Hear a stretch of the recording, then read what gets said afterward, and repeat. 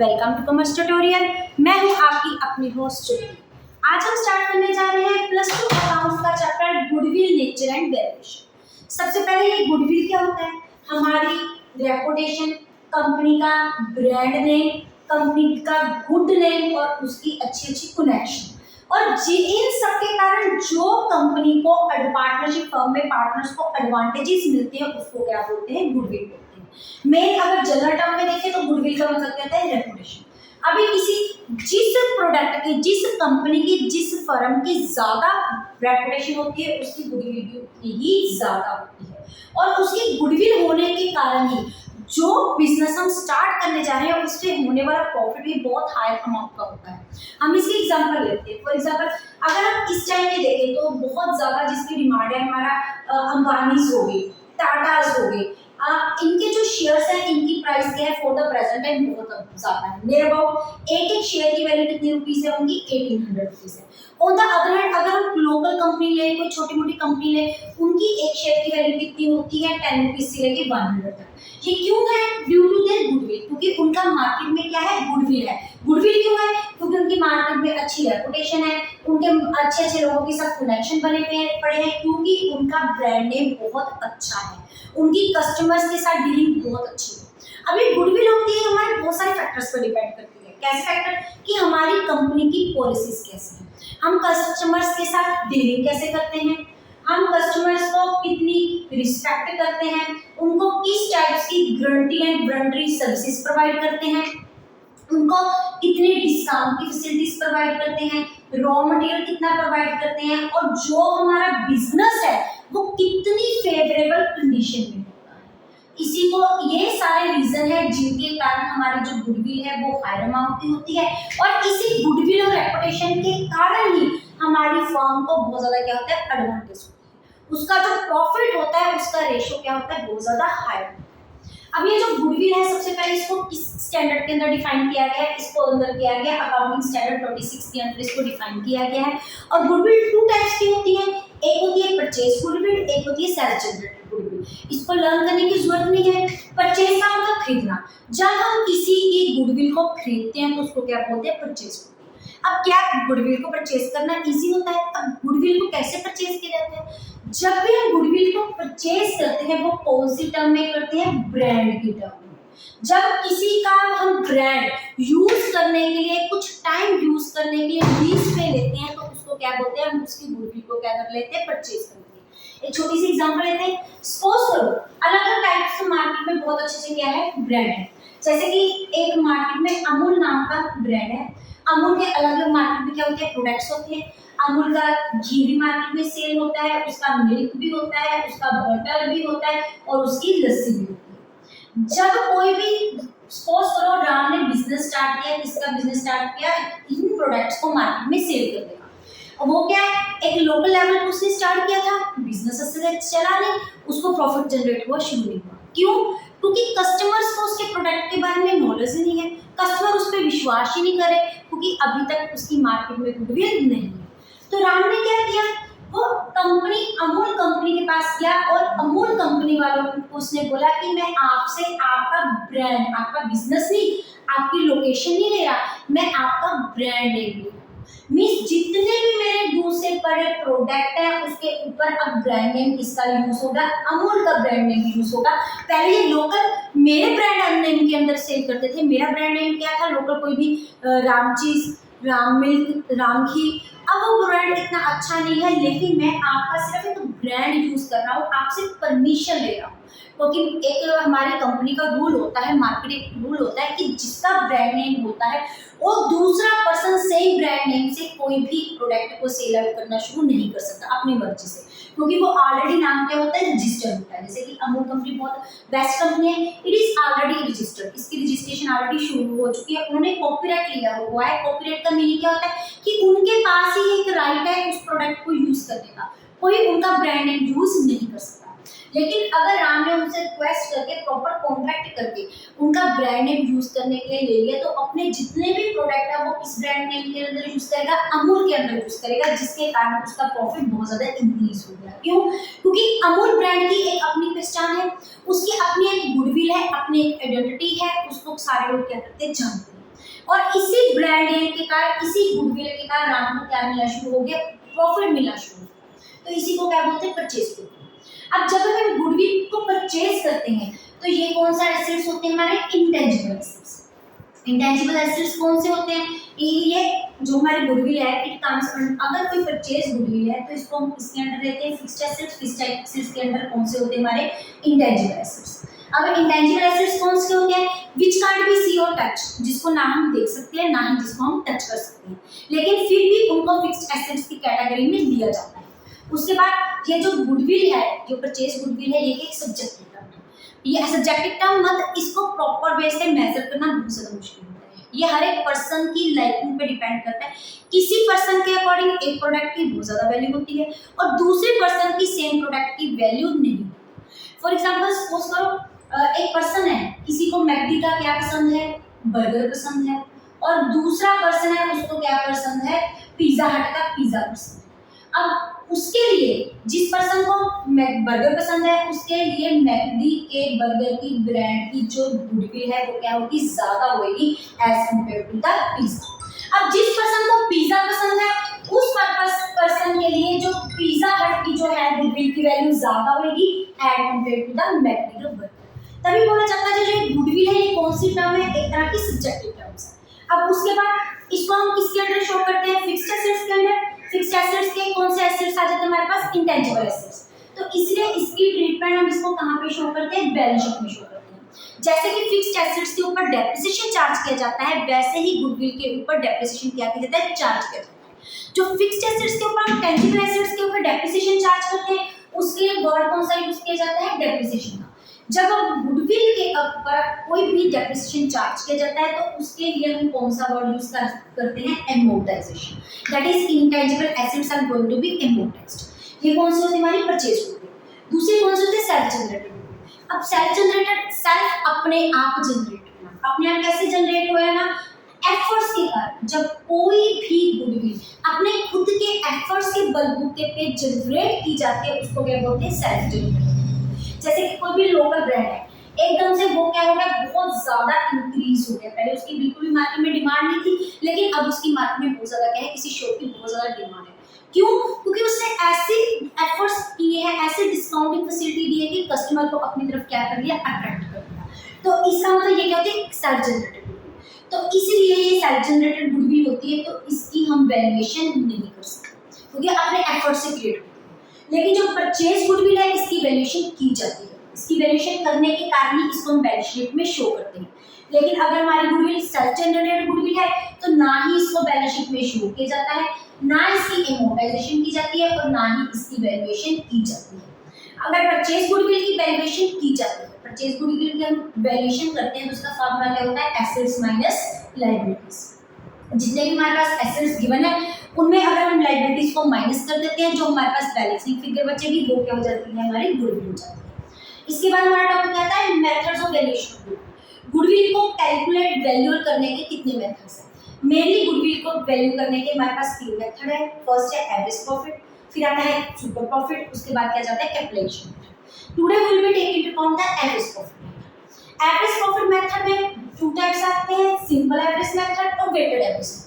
हम +1 की इकोनॉमिक्स में स्टैट्स में हम ऑलरेडी कर चुके हैं। व्हाट इज अ वेटेड, जब हम एवरेज प्रॉफिट को कुछ वेट्स दे देते हैं तो वो क्या बन जाता है, वेटेड एवरेज मेथड। होता है क्या है, सब कुछ सिंपल। अब सबसे यहाँ पे एवरेज सिंपल एवरेज मेथड में हमारी गुडविल का फॉर्मूला क्या है, average profit into number of years of purchase, कि हम कितने साल के लिए इस गुडविल को परचेज कर रहे हैं। इसका मीनिंग क्या होता है कि कितने नंबर ऑफ इयर्स हमें प्रॉफिट मिलने की होप है। अब यहाँ पे है, ये तो ऑलरेडी हमारे क्वेश्चन में क्या होता है, ये अमाउंट गिवन होती है। हमें क्या फाइंड आउट करना होता है, एवरेज प्रॉफिट। एवरेज प्रॉफिट का फॉर्मूला क्या होता है, total profit upon number of years. जितने हमारे पास नंबर ऑफ इयर्स है उसको टोटल प्रॉफिट के साथ क्या करते हैं, डिवाइड करते हैं।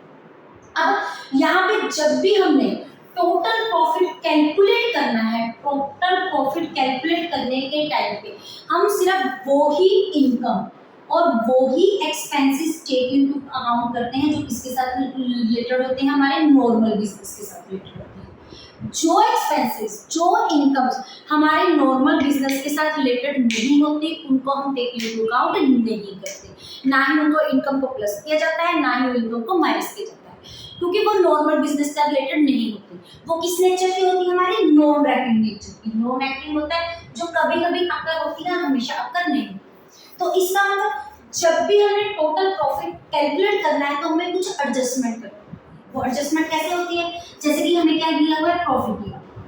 उसके बाद अगर कोई भी एबनॉर्मल लॉस गिवन है, एबनॉर्मल लॉस क्या हो गया? जैसे हमारे पास हो गया लॉस बाय थेफ्ट या लॉस बाय फायर, तो इसको हम क्या कर देते हैं? ऐड बैक कर देते हैं। उसका रीजन क्या है? हम सिर्फ वो ही एक्सपेंसेस हमने माइनस करनी है जो कि नॉर्मल बिजनेस के साथ रिलेटेड है।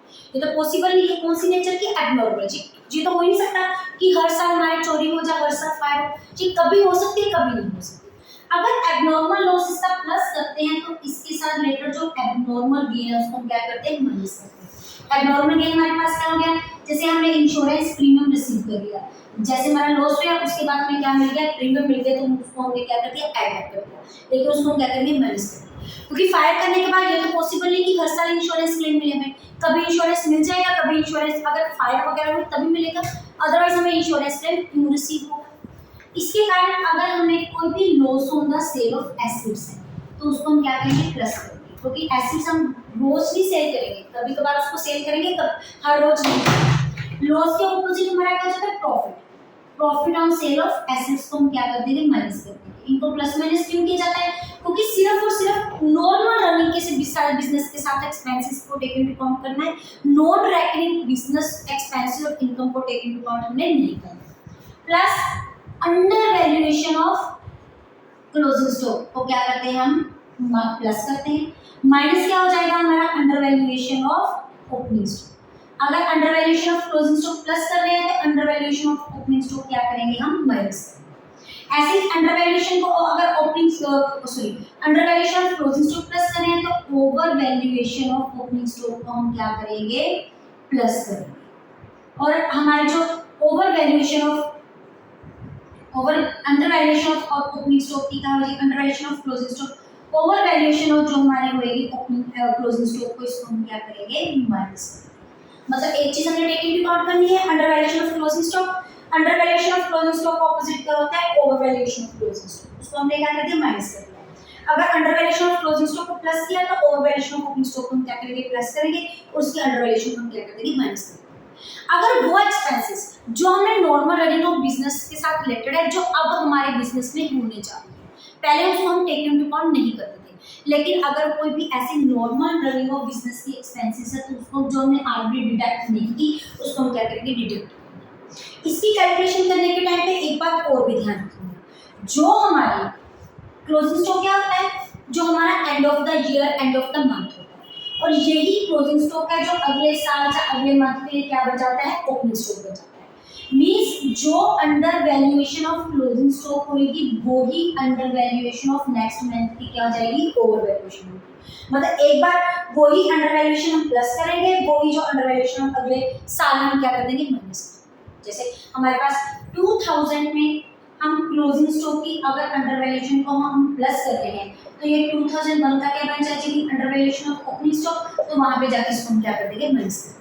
केवल बच्चे क्या होते हैं? एक जगह पे इसकी ट्रीटमेंट कर देते हैं और एक जगह पे इसकी ट्रीटमेंट नहीं करते। ये था जब भी हमें टोटल प्रॉफिट निकालना है तो सबसे पहले हमें ये एडजस्टमेंट करनी है, उसके बाद हम क्या कैलकुलेट करेंगे? गुडविल। सपोज करो अगर आप पहले इनका स्क्रीनशॉट लेना चाहते हैं तो ले सकते। अब हमें एक छोटी सी क्या करेंगे? इसके साथ रिलेटेड एग्जांपल देखते हैं। सपोज करो हमने गुडविल कैलकुलेट करनी है 3 years of simple average profit. ये हमारा 3 सिंपल एवरेज प्रॉफिट। तो इसका फार्मूला क्या होता है? Average profit into number of years of purchase. Number of years of purchase हमें कितने दे दिए? 3 इयर्स दे दिए, और हमने सबसे पहले कैलकुलेट करना है एवरेज प्रॉफिट। उसका फार्मूला क्या होता है? Total profit upon number of years. तो उसको हमें 3 साल के क्या दी हुई इंफॉर्मेशन दी है, 2001 एंड 2002। तो हमारा प्रॉफिट कितना है? फर्स्ट ईयर में हमारा क्या है? 1 लाख। फिर उसके बाद क्या जाता है हमारे पास? 90,000। फिर उसके बाद हमारे पास क्या जाता है? 1। अब क्वेश्चन में गिवन है 2000 में क्या हमने ऐड किया हुआ है? एबनॉर्मल लॉस कितने थाउजेंड का? 10,000। 2001 में क्या इन्वॉल्व है हमारे पास? एबनॉर्मल गेन कितने थाउजेंड का? 10,000। 2002 में क्या गिवन है, under valuation of closing stock कितने थाउजेंड की, 5000। आज हम इसकी ट्रीटमेंट करेंगे, आप देखेंगे एब्नॉर्मल लॉस को हम क्या करते हैं, प्लस करते हैं। तो ये हमारे पास क्या है, ईयर्स है, और ये हमारे पास क्या है, प्रॉफिट है। उसके बाद हम यहाँ पे क्या करेंगे, एडजस्टमेंट, इस चीज की एडजस्टमेंट जो हमारे प्लस और माइनस के साथ रिलेटेड है। उसके बाद हमारा क्या जाएगा, नॉर्मल प्रॉफिट, नॉर्मल प्रॉफिट जो कि हमारे बिजनेस के साथ रिलेटेड है, जिसके बेस पे हमने गुडविल को कैलकुलेट करना है। अब देखो एब्नॉर्मल लॉस को हम पहले क्या कर रहे हैं, प्लस, तो 1 लाख में हम क्या प्लस कर देंगे, 10,000, तो हमारे पास कितनी वैल्यू आ जाएगी, 1,10,000। उसके बाद हमारे 2001 में क्या इन्वॉल्व है, एब्नॉर्मल गेन, एब्नॉर्मल गेन को हम क्या करते हैं, माइनस, तो वो हमारे पास कितनी अमाउंट है, 10,000। जब 10,000 माइनस करेंगे तो यहाँ पे हमारे पास क्या आ जाएगा, 80,000। फिर 2002 में है under valuation of closing stock, under valuation of closing stock हम क्या करते हैं, प्लस, तो यहाँ पे हम 5,000 को क्या कर देंगे, प्लस, तो ये हमारे पास 5,000 प्लस हो गई, हम ऐड करने के बाद हमारे पास कितना आ जाएगा, 5,995। उसके बाद हम ये हमारे पास क्या आ गया, टोटल प्रॉफिट। उसके बाद हम क्या कैलकुलेट करेंगे, एवरेज, एवरेज प्रॉफिट का हमारे पास फॉर्मूला क्या है, ये हमारे पास ऑलरेडी गिवन है, total profit upon number of shares. Total profit हमारे पास कितना है, 1,95,000, नंबर ऑफ शेयर्स हमारे पास कितने हैं, 3, डिवाइड करने के बाद हमारे पास आ गया 65,000। और गुडविल का फॉर्मूला हमारे पास क्या है, average profit into number of shares of purchase. Suppose करो number of shares of purchase हमारे पास कितने गिवन है, 2, तो हम क्या कर देंगे, 65,000 इंटू 2, ये हमारे पास कितना आ जाएगा, 1,30,000। ये क्या आ गई हमारी गुडविल की वैल्यू, कुछ भी नहीं। सबसे पहले हमने क्या निकालना है, total profit. Total profit calculate करने से पहले हमने क्या करनी है, एडजस्टमेंट, जो किसके साथ रिलेटेड है, हमारी इन अमाउंट के साथ रिलेटेड है। पूरे चैप्टर में जब भी हमने कोई भी प्रॉफिट निकाला है, चाहे हमने सुपर प्रॉफिट निकाला है, कुछ भी निकाला है, सबसे पहले हमें क्या करनी पड़ेगी, एडजस्टमेंट, इनको हमें रिकॉल करना पड़ेगा इन द माइंड। उसके बाद हमारे पास आ गया टोटल प्रॉफिट। एवरेज प्रॉफिट का फॉर्मूला क्या होता है, total profit upon number of shares. Number of shares हमारे पास कितने हैं, 3, उनको हमने कर दिया डिवाइड, जी हमारे पास आ गया एवरेज प्रॉफिट। गुडविल हमने कल कैलकुलेट करनी थी, 2 years numbers of simple average profit, तो हमारे पास कितना है, 65,000 इंटू 2, 1,30,000 इज अवर गुडविल। अगर आप इनका स्क्रीनशॉट लेना चाहते हैं तो ले सकते हैं। उसके बाद आता है वेटेड एवरेज गुडविल। अब वेटेड एवरेज गुडविल क्या होती है, कैलकुलेट हमें उसी से ही करना है, एवरेज प्रॉफिट से कैलकुलेट करना है, बस उनको किसके साथ मल्टीप्लाई कर देना, नंबर ऑफ वेट्स के साथ। जैसे हमारे मीन का एक टॉपिक होता था, we have to calculate the average, weighted average में ये है weighted average profit into number of years of purchase. इस केस में number of years of purchase हमारे पास सेम गिवन है 2, हमें क्या चाहिए, वेटेड एवरेज प्रॉफिट। अब वेटेड एवरेज प्रॉफिट का फॉर्मूला क्या होता है, total weighted profit upon number of weights. हम यहाँ पे क्या ले रहे हैं, यहाँ पे हमने टोटल प्रॉफिट लिया, यहाँ पे हमने क्या लिया, टोटल वेटेड प्रॉफिट। यहाँ पे नंबर ऑफ ईयर्स ले लिए, इनमें हमने क्या लिया, total number of weights. Means यहाँ तक तो हमारा क्वेश्चन क्या रहेगा, बिल्कुल सिंपल। पहले वैसे हम प्रॉफिट निकालेंगे, वैसे ही एडजस्टमेंट निकालेंगे, वैसे हम क्या निकालेंगे, नॉर्मल प्रॉफिट। सपोज करो हमें क्वेश्चन में मेंशन दिए हैं weights are 1, 2 and 3 respectively. First year को हम कितना वेट दे रहे हैं, 1, सेकंड ईयर को हम कितना वेट दे रहे हैं, 2, थर्ड ईयर को हम कितना वेट दे रहे हैं, 3। अब देखो यहाँ तक क्वेश्चन कहाँ रहेगा, simple, normal profit. First year का हमारे पास नॉर्मल प्रॉफिट कितना है, 1,10,000। सेकंड ईयर का हमने कितना कैलकुलेट किया है, 80,000। और थर्ड ईयर का हमने कितना कैलकुलेट किया है, it goes to be the 10,000 plus ये 5,000। यहाँ पे कैलकुलेशन प्रॉब्लम है, यहाँ पे हम ले लेते हैं 5,000, यहाँ पे हम ले लेते हैं 3,000, यहाँ पे हम ले लेते हैं 2,000। ये हमारे पास कितना है, 5,000। और उसके बाद हमारे वेट्स कितने कितने गिवन है, वेट्स हमारे पास है 1, 2 एंड 3। सबसे पहले हम क्या निकालेंगे, वेटेड नॉर्मल प्रॉफिट। इसको इसके साथ मल्टीप्लाई किया कितना आ गया, 1,10,000, 8 2 16 एंड 5 3 15,000। अब हमने क्या लेना है, total weighted profit. Total weighted profit मतलब तीनों का हमने क्या कर देना है, प्लस, तो ये आएगा 7 and 8, ये आएगा 2,85,000। उसके बाद हमारे पास क्या फॉर्मूला है, वेटेड एवरेज प्रॉफिट का it equal to total weighted profit upon number of weights. जितने हमारे पास वेट्स हैं उनके साथ हमने क्या कर देना, डिवाइड। पहले में हमने क्या किया था, डायरेक्ट नंबर ऑफ ईयर्स के साथ डिवाइड कर दिया था, इसमें किसके साथ करना है, नंबर ऑफ वेट्स के साथ टोटल। अब यहाँ पे वेट्स हमारे पास कितने हैं, 516। ये क्या आएगा, 2,85,000 अपॉन 6। जितनी यहाँ पे वैल्यू आ जाएगी उसको हम किसके साथ मल्टीप्लाई कर देंगे, 2 के साथ। क्योंकि गुडविल कैलकुलेट कितने में कर रहे हैं, 2 years purchase of weighted average profit. ये हमारे पास सिंपल है, बिल्कुल देखने में थोड़ा सा टिपिकल ट्रिकी लगता है, बस सेम वे से हमने नॉर्मल प्रॉफिट निकालना है, उसके बाद हम वेट्स के साथ हमने क्या कर देना, मल्टीप्लाई। तो उनका टोटल निकाल के हमने वेट्स के साथ क्या कर देना, डिवाइड कर देना, अगर हमें क्वेश्चन में वेट्स गिवन नहीं है। अगर आप इनका स्क्रीनशॉट लेना चाहते हैं तो ले सकते हैं। इसी के साथ आज का हमारा जो फर्स्ट मेथड है हमने एवरेज प्रॉफिट का कंप्लीट कर लिया है।